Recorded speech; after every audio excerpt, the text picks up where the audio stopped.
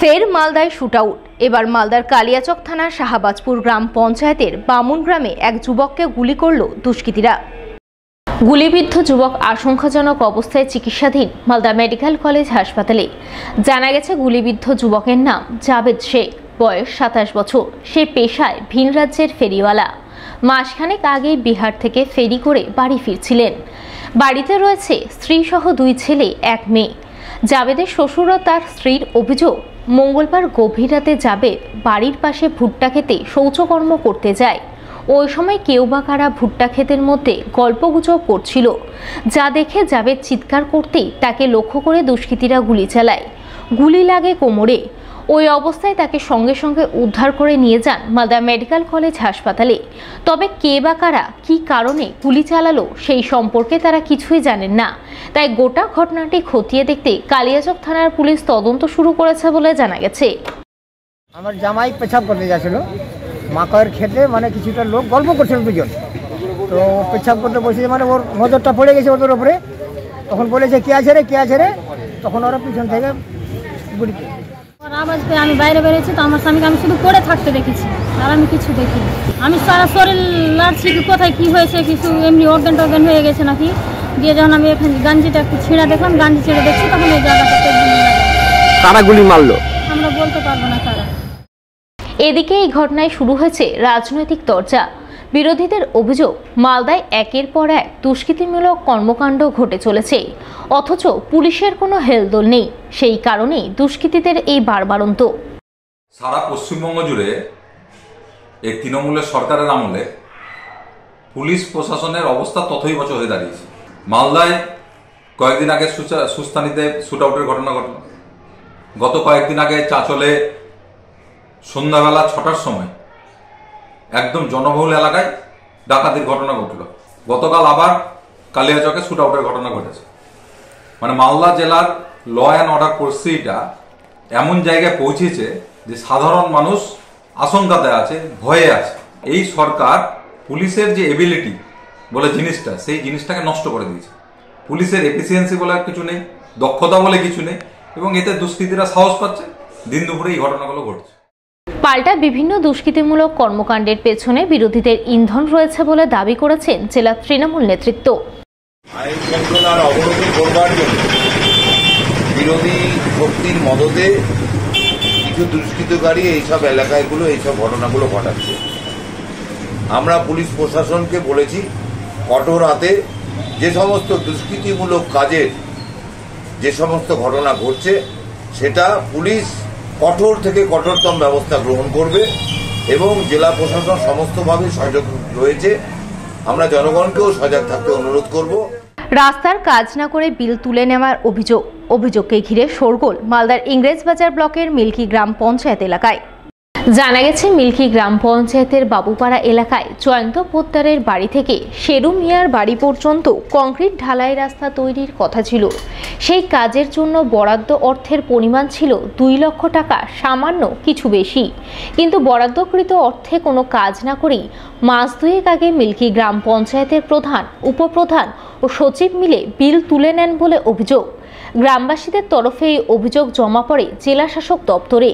জেলা শাসক বিডিওকে অভিযোগ খতিয়ে দেখার নির্দেশ দেন, কিন্তু সেই নির্দেশ মতো বিডিও সাহেব এখনো অভিযোগ খতিয়ে দেখেননি বলে অভিযোগ। কোনটা রাস্তা? সামনে একদম হ্যাঁ, এটাই রাস্তা না? ঢালাই হয়েছে কি? না, হয়নি। পঞ্চায়েতের লোক কি এসেছিল, দেখে গেছে? দেখে গেছিল, অনেকবারই দেখে গেছে, কিন্তু কাজ হয়নি। এখন চাইবো রাস্তা ঢালাই হোক। ঢালাই না করে বিল তুলে নিয়েছে। 23 নভেম্বরে বিল হয়ে গেছে। জয়ন্ত মন্ডলের বাড়ি থেকে শেরু মিয়ার বাড়ি অব্দি এখন অব্দি কোনো কাজ। অভিযোগ করেছিলাম ডিএম সাহেবকে, ডিএম সাহেব দিল ডিপিআরডিও কে, ডিপিআর দিল এসডিও সাহেবকে। এসডিও সাহেব অর্ডার দিয়েছে ফিল্ডে এসে বিডিও সাহেবকে ইনকোয়ারি করে সহি করে আমাকে জমা দাও। এখন অব্দি ফিল্ডে আসেনি। এখন চাই আমরা তদন্ত করুক আর ওদের চুরির একটা শাস্তি হোক। এ বিষয়ে গ্রামবাসীদের একাংশ দাবি করেন যে গলিতে রাস্তা তৈরির কথা ছিল, সেখানে পাইপলাইনের সমস্যার কারণে কাজ করা যায়নি। তার পরিবর্তে 3টি ছোট ছোট গলি ঢালাই করা হয়েছে। এ ব্যাপারে ওটা দিয়ে রাস্তাতে পাইপ যাওয়ার কথা ছিল ওরা, তো পাইপটা তো ওরা সবাই মিলে মেনেছিল যে আগে পাইপ যাবে তারপর রাস্তা ঢালাই হবে, কথা দিয়েছে যাবে, রাস্তা যেন ঘুরে না যায় সেই জন্য। তো আমরা গ্রামবাসী সবাই একত্রিত হয়ে, তো বাড়ির কিছু কিছু গলি ছিল, তো ওখানে আমরা সবাই মিলে রাস্তাটা ঢালাই, মানে কাজটা যেন অন্য কথা না যায়, আমরা গ্রামবাসী সবাই একত্রিত হয়ে তিনটা জায়গাতে আমরা ঢালাই করিয়ে দিয়েছি। এই গোটা ঘটনার প্রসঙ্গে মিল্কি গ্রাম পঞ্চায়েতের নির্মাণ সহায়ক চন্দন কর্মকারকে ধরা হলে তিনি বলেন, নিয়ম মেনে কাজ হয়েছে, তারপরেই কাজের বিল হয়েছে। না, সেই কাজটি ওখানে সঠিকভাবেই করিয়েছেন, যথারীতি সেই কাজে তখন পেমেন্ট দেওয়া হয়েছে, কাজটি না হয়ে কোনো পেমেন্ট হয়নি। যিনি এই ব্যাপারে অভিযোগ করেছেন সেটা বাইরে থেকে কিছুজন এসে এই কাজটির অভিযোগের নিয়ে মাথা চাড়া দিয়েছেন, উদ্দেশ্য প্রণোদিতভাবে এগুলো করছেন। বুধবার শহীদ বীর জওয়ান সমীর দাসের স্মরণসভা আয়োজন করলেন মালদা শহরের মহানন্দাপল্লী সুকান্ত স্মৃতি সংঘের সদস্যরা।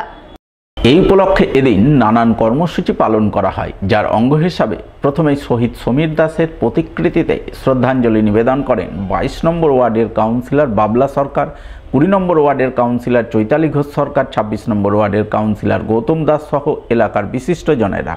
শ্রদ্ধাঞ্জলি জ্ঞাপন পর্ব শেষে সমীর দাসের স্মৃতিতে এক রক্তদান শিবির আয়োজন করা হয়। শিবিরে এলাকার সাধারণ মানুষজন রক্তদান করেন। পাশাপাশি দিনটিকে সামনে রেখে এদিন বিকালে মশাল দৌড়ের আয়োজন রয়েছে বলে জানা গেছে। 22 নম্বর ওয়ার্ডের সুকান্ত স্মৃতি ক্লাবের উদ্যোগে আজকে 25তম শহীদ দিবস আমরা পালন করছি।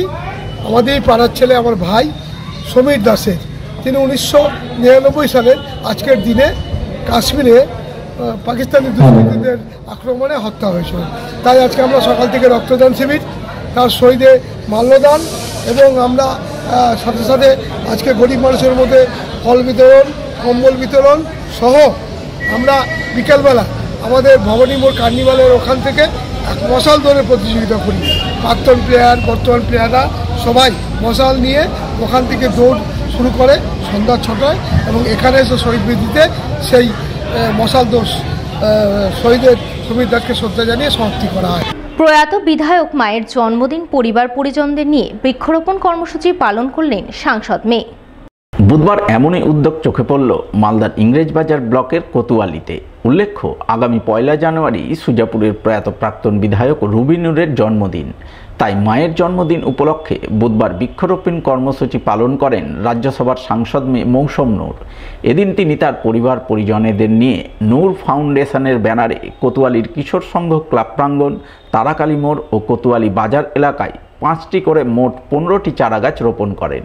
এদিনের এই কর্মসূচি রূপায়ণে সাংসদ মৌসুম নূর ছাড়াও উপস্থিত ছিলেন জেলা পরিষদ সদস্য প্রতিভা সিং, কোতোয়ালি অঞ্চল প্রধান সন্দীপ ঘোষ, উপপ্রধান প্রসেনজিৎ দাস সহ অন্যান্যরা। আমরা মায়ের জন্মদিন প্রত্যেক বছরই আমরা পালন করি এবং পান্ডুয়া এবং পিরানাপুরি ফিরে ওখানে আমরা বস্ত্র বিতরণ করি এবং ওখানে একটা আমাদের পক্ষ থেকে নিয়াজ হয়, প্রচুর মানুষ খায়। কিন্তু এবার বিশেষ করে আমরা ভাবলাম যে বিভিন্ন এই কোতোয়ালিতে পান্ডুয়া পিরানাপুরে আমরা একটু গাছ লাগানোর আমাদের একটা ফাউন্ডেশন করেছি আমরা 3 বোন মিলে। আমাদের ফ্যামিলি থেকে যে আমাদের প্রপার্টি থেকে যে টাকা একটা ওখানে অলট করে আমরা বিভিন্ন রকমের চ্যারিটেবল সার্ভিসেস মানুষকে দেওয়ার চেষ্টা করছি। তার সাথে সাথে আমরা মনে করেছি গাছ লাগানো খুবই দরকার, তাই আমাদের সংগঠনের সহযোগিতায় এবং আমরা নিজেরা আমাদের ফাউন্ডেশন থেকে এখানে গাছ লাগালাম। কোতোয়ালিতে আমরা বিভিন্ন জায়গায় গাছ লাগাচ্ছি এবং এই সারা বছরই বিভিন্ন জায়গায় আমরা গাছ লাগাবো আমাদের ফাউন্ডেশন থেকে।